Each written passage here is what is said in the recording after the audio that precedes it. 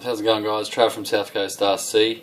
Welcome to episode 2 of Drift School. So up here at A Main at the moment, I'm looking at the Novak Drift Spec brushless ESC and motor combo.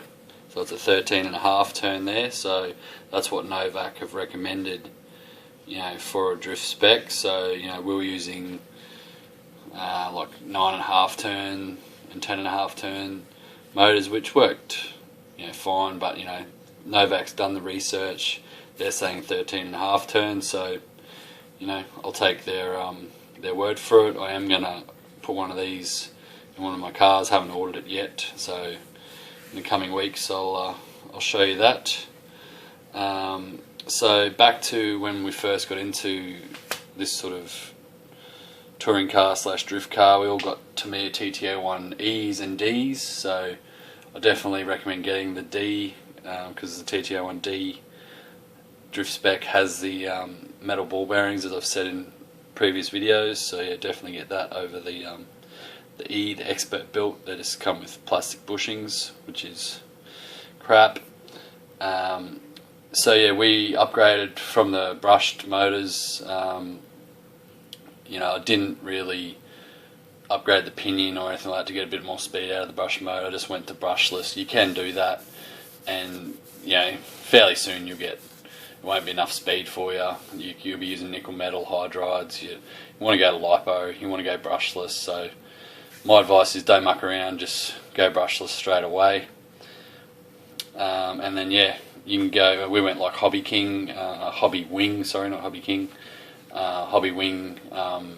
9.5 and 10.5 turn a brushless motor and ESC combo is about $90. So for a little bit more, $140, you can get this drift spec. If you want to get into drifting, this isn't a bad price point. $130, $140, say Australian. Otherwise, look at the 13.5 turn Hobby Wing combos, or even the Leopard combos, which would be a bit cheaper, or whatever your preferred company is to buy motor and ESCs. But I can definitely say this is probably going to be a good option. I'll just give you a bit of a closer look. So yeah, there it is there. It's censored as well, so that's as good as you sort of can get. Censored brushless motors are bee's knees really. Smoother takeoffs and that with the censored. You'll notice the difference if you use sensorless and censored. So definitely I'll be getting one of these. I'll give you a review on it later, but if you can't wait for that and you just want to get it, it looks like Novak's a reputable company. So let me just have a look. So drag brake, it's fairly standard. Deadband, which is adjusting the neutral point sensitivity and allows for fine tuning of the throttle input. That can be done through your transmitter.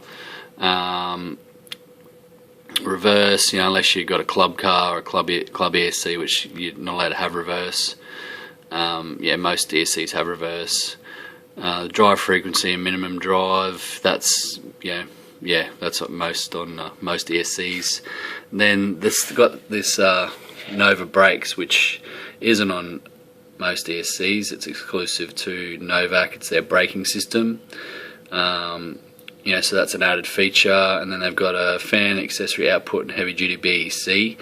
So a lot of ESCs will have that, so it's ready to handle upgraded servos and allows easy plug-in of accessory lights or a cooling fan. So drifters like their lights and their neons and that, and cooling fan isn't a bad upgrade either. The thing I liked here, the onboard temperature diagnostic, so you can touch a button and it comes up with different coloured LEDs to tell you how hot the motor is, so that's a good feature.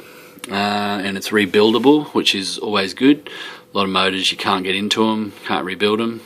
Rebuild kits are probably about $40, so that's good. What else? 2S lipo only, which is fine. You don't need any more than 2S for drifting. 13.5 turn, like I said, censored, motor size 540 size can, so the smaller size can. So yeah, definitely check that out, guys. That's what I've looked into it for a while, and that's the only one that I can see that's a specific drift spec. So obviously there's heaps of motors, heaps of ESCs you can use.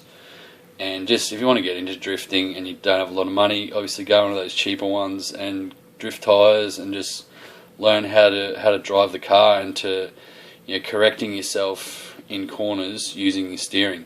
So I'll go into more depth with servos and with steering later on. But to get started, that's all you need. You just want to learn how it controls so much differently to your standard touring car tyres, and that's all you want to do to start off with.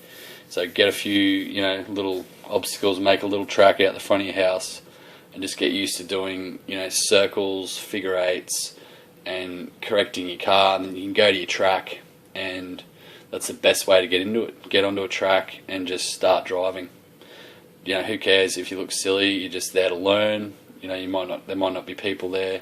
There may be people there, but hey, it's RC. It's all fun. So get out there, get into it. That's my best advice to you. Get out there. Alright guys, thanks for watching. Take it easy.